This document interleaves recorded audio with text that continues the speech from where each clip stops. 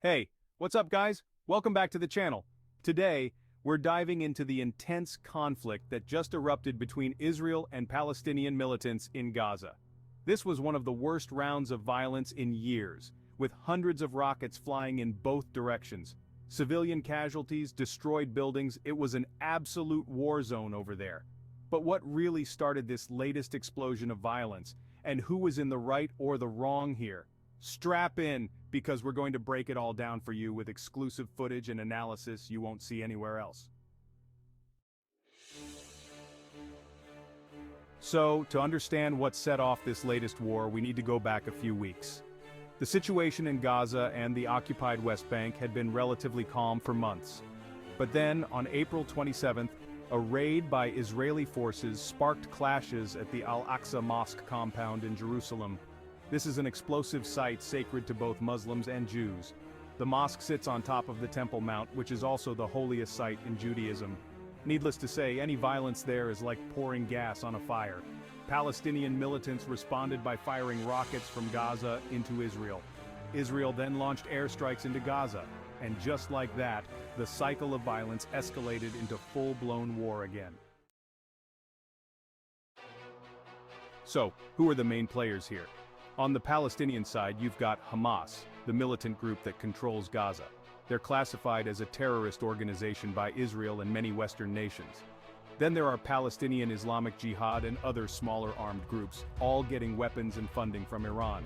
On the Israeli side, you've got the Israel Defense Forces backed by one of the most powerful militaries in the world. Analyzing the conflict, 4 mins.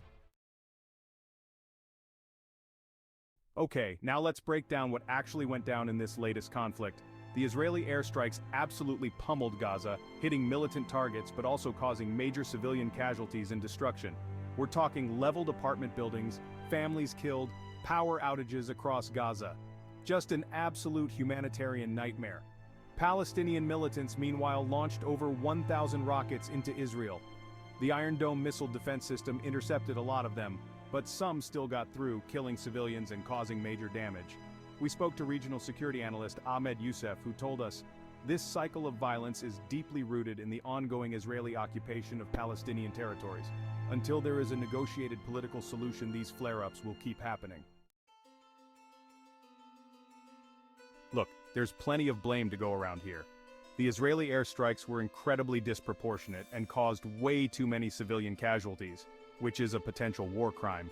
But the Palestinian militants are also recklessly firing rockets at Israeli cities, putting their own people at risk of retaliation, and they keep rejecting peace deals and resorting to violence. At the end of the day, the biggest victims here are the innocent civilians in Gaza, just trying to live their lives. Ultimately, this was another tragic round of bloodshed with no clear winner. The death toll and destruction have stopped for now, but make no mistake, this conflict is far from over.